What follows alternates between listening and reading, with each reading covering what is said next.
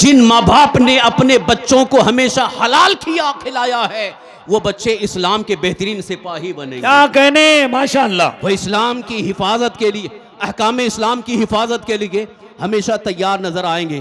لہٰذا آج یہ پیغام لے کر کے جاؤ کہ ہم ہمیشہ حلال کمائیں گے اور حلال کھلائیں گے اور حلال کمائی کے ذریعے لوگوں کی مدد بھی کریں گے، اللہ کے دین کی حمایت بھی کریں گے اور مدد بھی کریں گے انشاءاللہ العزیز. اس کی برکتیں آپ کو نظر آتی رہیں گی. عزیزان گرامی، یہ ایک نقطہ جو میں نے ابتدا اتقوا اللہ کے حوالے سے عرض کیا ہے، اس کو ذہن میں رکھیں. اللہ کا خوف دل میں ہونے کا صاف مطلب یہ ہے کہ اگر واقعی اللہ کا ڈر دل میں ہے تو اس کی زبان سے ہمیشہ سچ کا اظہار ہونا ہے. صدق مقال یعنی ہمیشہ سچ بولنے کا اظہار ہو، ہمیشہ سچائی کا دامن تھامے رہے، ہمیشہ سچائی کا ساتھ دیتا رہے، جھوٹ کا سہارا نہ لے، جھوٹ کے ذریعے نہ مال حاصل کرنے کی کوشش کرے، نہ جھوٹ بول کر کے اپنی عزت بنانے کی کوشش کرے، بلکہ ہمیشہ سچائی کے ساتھ سچائی پر عمل کرنے کی کوشش کرے. اور ساتھ ہی ساتھ عقل حلال، یہ بھی خوف خدا کی سب سے عظیم نشانی ہے. جس کے دل میں اللہ کا خوف ہوتا ہے وہ کبھی حرام کھانے کے لیے تیار نہیں ہوتا ہے. یہاں تک کہ اگر اس کی دولت جا رہی ہو، جانا پسند کرے گا، لیکن اللہ کی ناراضگی کے لیے حرام مال کھانا پسند نہیں کرتا ہے. اگر دنیا والوں کے سامنے غریب رہ کر کے زندگی گزارنا پڑے تو وہ برداشت کر لیتا ہے، لیکن حرام مال کے ذریعے عزت حاصل کرنے کی وہ کوشش نہیں کرتا. یہی وجہ ہے حضرت سیدنا ابو بکر صدیق رضی اللہ عنہ ایک مرتبہ آپ کے غلام نے آپ کی بکریوں کا دودھ، آپ کی بکریوں کے جو چرانے والا تھا، حضور سیدنا ابو بکر صدیق رضی اللہ عنہ کی بارگاہ میں دودھ پیش کیا. حضرت سیدنا ابو بکر صدیق رضی اللہ عنہ نے دودھ پی لیا، بس پیا ہی تھا کہ آپ کو احساس ہوا. آپ نے غلام سے پوچھا یہ ہماری بکریوں کا دودھ ہے؟ تو غلام نے کہا نہیں حضور، یہ دوسرے کی بکری ہماری بکریوں میں آ گئی تھی، اس کے تھن میں دودھ زیادہ آ گیا تھا، اس لیے میں نے اس کا دودھ دھو کر کے وہ آپ کی بارگاہ میں پیش کیا ہے. اتنا سننا تھا، حضرت سیدنا ابو بکر صدیق رضی اللہ عنہ نے حلق میں انگلی ڈال ڈال کر کے قے کر دی، اور جتنا آپ نے پیا تھا مکمل طور پر پلٹی کر دیا، الٹی کر دیا. یہ ثابت فرما دیا صحابی رسول نے، یار غار نے یہ بتا دیا، فرمان رسول یہ ہے، تربیت مصطفیٰ یہ ہے کہ حرام لقمہ تو دور کی بات ہے، حرام کا ایک قطرہ بھی ہمارے حلق کے نیچے نہیں جانا چاہیے. واہ واہ. کوشش کرو حرام لقمہ بھی نہ جائے، حرام کھانا نہ ہو، حرام پینا بھی نہ ہو. اور اسی ضمن میں یہ بھی میں کہتا جا رہا ہوں کہ آج ہماری قوم کے بہت سارے نوجوانوں کا حال یہ ہے کہ وہ اب نشہ کی طرف بڑی تیزی کے ساتھ بڑھ رہے ہیں، نشہ کرنے لگے ہیں. یہ بھی تو حرام ہے. جو نشہ کر رہا ہے ہو سکتا ہو خالی دھواں لے رہا ہو یا کچھ کھا رہا ہو. یہ حرام چیزوں سے بچنے کی عادت ڈالو، چاہے نشہ ہو یا کھانے والی چیز ہو یا کسی بد مذہب کا ذبیحہ ہو، جس کو بھی شریعت مصطفیٰ میں حرام کہا گیا ہے اس سے بچنے کی کوشش کرو. یقیناً تمہاری صحت اچھی ہو جائے گی، تمہیں تندرستی حاصل ہو جائے گی اور طاقت و توانائی بھی حاصل ہوگی. اور سب سے بڑا فائدہ یہ ہوگا کہ دنیا والوں کی نظروں میں کبھی بے عزت نہیں ہو سکتے، بلکہ اللہ تعالیٰ تمہیں عزت اور سرفرازی عطا فرمائے گی. ارے بھائی آپ کیوں یہ کر رہے ہیں؟ رہنے دو، یہ علماء ہیں. آپ سے میں گزارش کر رہا ہوں، علماء ہیں، بیٹھنے دیجئے. آپ دکھ تو رہے نا، دکھ رہے ہیں، آپ کیوں اتنا زبردستی کر رہے ہیں؟ بیٹھنے دیجئے.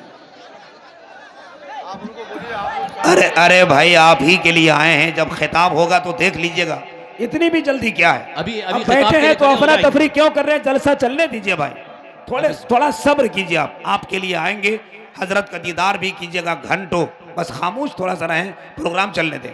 جی چلیں حضرت. بس 10 منٹ کے لیے اور خاص گفتگو اختتام کی طرف لا رہا ہوں.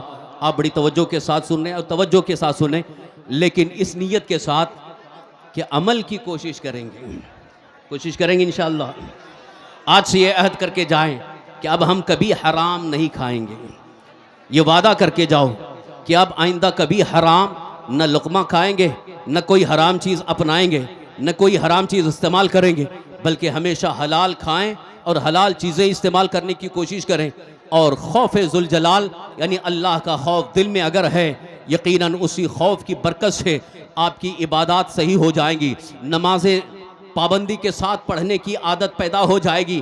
آج جو علماء بار بار کہتے ہیں نماز پڑھو نماز پڑھو، آپ کو نماز کی دعوت دی جاتی ہے، نماز کے لیے بلایا جاتا ہے، مؤذن مسجد سے 5 مرتبہ حی علی الصلاح حی علی الفلاح کہہ کر کے آپ کو بلا رہا ہے، آؤ نماز کی طرف، اس کے باوجود نماز کے لیے جانے کے لیے تیار نہیں ہیں۔ اس کی وجہ کیا ہے؟ کیوں نہیں جا رہے ہیں؟ سب سے بڑی وجہ یہ ہے کہ دل میں اللہ کا خوف نہیں ہے، اللہ کا ڈر نہیں ہے۔ اگر اللہ کا خوف دل میں پیدا ہو جائے اور ادھر حی علی الصلاح حی علی الفلاح کی آواز کانوں تک پہنچے تو یہ ہو ہی نہیں سکتا کہ وہ بندہ بیٹھا رہے اور نماز چھوڑتا رہے، بلکہ اللہ کا خوف اسے مسجد کی طرف لے جاتا ہے، اللہ کا خوف اسے اللہ کے گھر کی طرف جانے پر مجبور کرتا ہے۔ اور یہ حدیث پاک کی روشنی میں عرض کر رہا ہوں، جو بندہ روزانہ 5 وقت کی نماز پابندی کے ساتھ پڑھتا ہے اور مسجد میں جا کر کے 5 وقت کی نمازیں پابندی کے ساتھ پڑھتا ہے، اللہ کے رسول صلی اللہ علیہ وسلم نے ارشاد فرمایا کل میدان محشر میں قیامت کے دن اللہ تعالیٰ اسے عرش اعظم کا سایہ عطا فرمائے گا، واہ واہ واہ، جہاں کوئی سایہ نہیں ہوگا، ایک ہاتھ کے فاصلے پر سورج ہوگا، زمین تانبے کی ہوگی، سب پسینے میں ڈوبے ہوں گے، مگر وہ بندہ خدا عرش اعظم کے سائے میں ہوگا۔ لہذا مسلمانوں ذرا اس بات کے لیے بھی ہمیشہ کے لیے تیار ہو جاؤ، نمازوں میں غفلت نہ کرو، سستی نہ کرو۔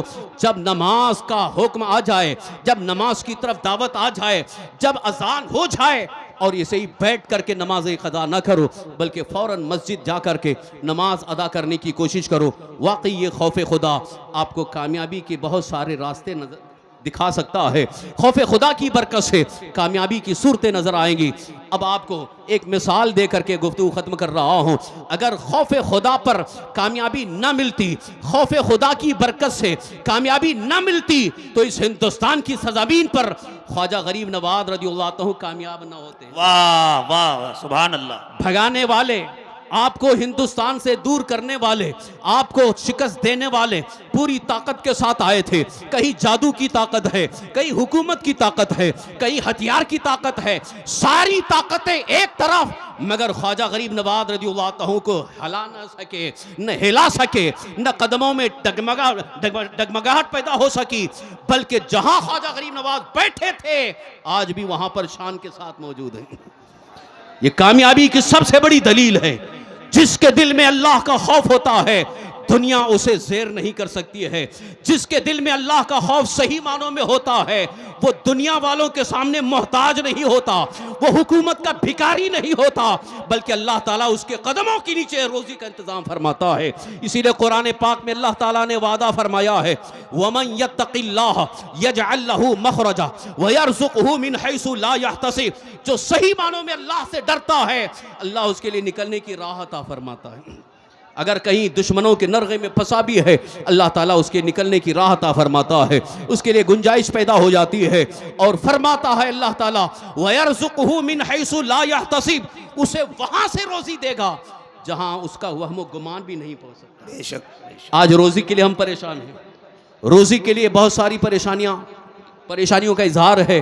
آج بہت سارے ہمارے نوجوان روزی کے لیے، جاب کے لیے اتنے پریشان ہیں کہ ایجوکیٹڈ ہو گئے، ڈگری ہولڈر ہو گئے، تعلیم یافتہ ہو گئے، لیکن جاب نہیں مل رہی ہے، پریشان ہیں، ادھر ادھر بھٹک رہے ہیں۔ میں ان سے اکثر کہا کرتا ہوں اللہ کا خوف دل میں اپناؤ اور 5 وقت کی نمازیں پڑھو، قرآن کی تلاوت کرو، اللہ کی بارگاہ میں گڑ گڑا کر کے مانگو، یقیناً روزی دینے والا رب تمہیں عزت کی روزی عطا فرمائے گا، ذلت کی روزی نہیں بلکہ اللہ تعالیٰ عزت کی روزی عطا فرمائے گا۔ جنہوں نے ہمارے کہنے پر عمل کیا ہے آج بھی الحمدللہ وہ ہمارے سامنے وہ نوجوان بڑی عزت کی روزی پائے نظر آ رہے ہیں۔ انہوں نے بہت ساری چیزیں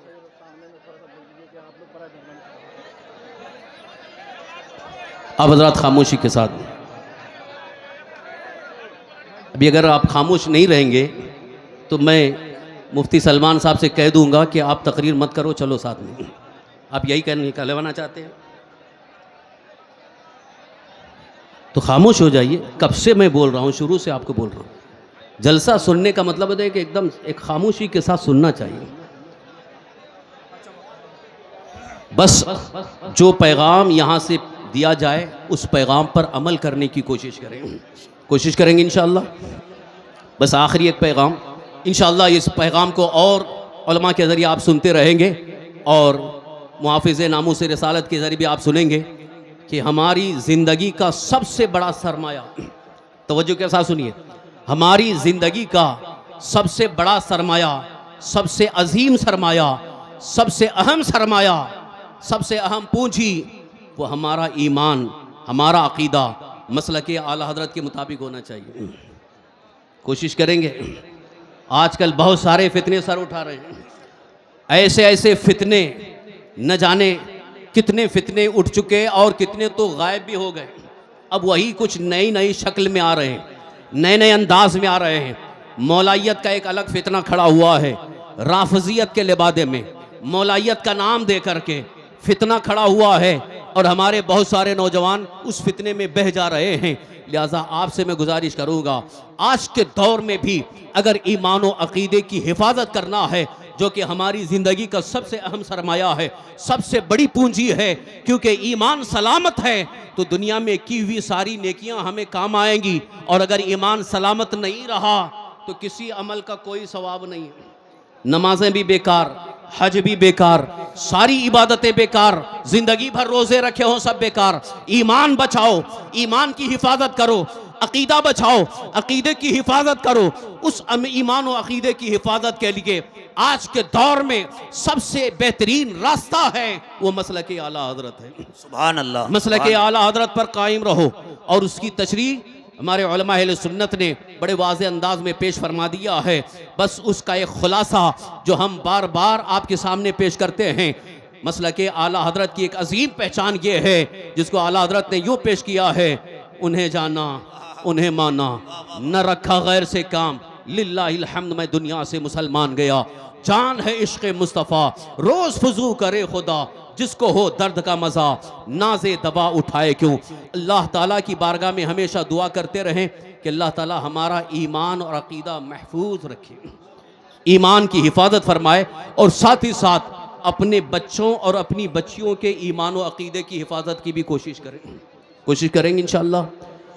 آپ کے بچے یا آپ کے لیے بہت ایک طرح سے سہارا ہیں، اور کل میدان محشر میں شرمندگی نہ ہو، رسوائی نہ ہو کہ اگر کہیں کسی بد مذہب کے ہاتھ چڑھ گیا تو پھر میدان محشر میں آپ کو رسوائی شرمندگی نہ ہو، اس لیے اپنے بچوں کے بھی ایمان و عقیدے کی حفاظت کرنے کی کوشش کریں، اور اپنی بچیوں، اپنی بیٹیوں کے ایمان و عقیدے کی حفاظت کریں، کیونکہ بہت ساری بچیاں انجانے میں، نادانی میں وہ کفر کی دہلیز پر پہنچنے پر مجبور ہو رہی ہیں۔ لہٰذا اس کا بھی خیال رکھیں، اور علماء اہل سنت کے ساتھ ہو کر اللہ کے مقدس دین پر عمل بھی کریں، اور اللہ تعالیٰ کے مقدس دین کی خدمت میں لگ جائیں۔ انشاءاللہ العزیز اللہ تعالیٰ سب سے بڑی کامیابی ہمیں عطا فرمائے گا۔ اللہ تعالیٰ کی بارگاہ میں دعا ہے اللہ رب العزت ہمیں مسلک اعلیٰ حضرت پر استقامت اور تسلط عطا فرمائے، تمام گناہوں، برائیوں سے، حرام چیزوں سے اللہ ہمیں محفوظ رکھے، اور سچی محبت رسول، عشق رسول عطا فرمائے، اور اسی میں ہمیں خاتمہ نصیب فرمائے۔ آمین بجاہ النبی الامین علیہ الصلاۃ والتسلیم، وما علینا الا البلاغ المبین۔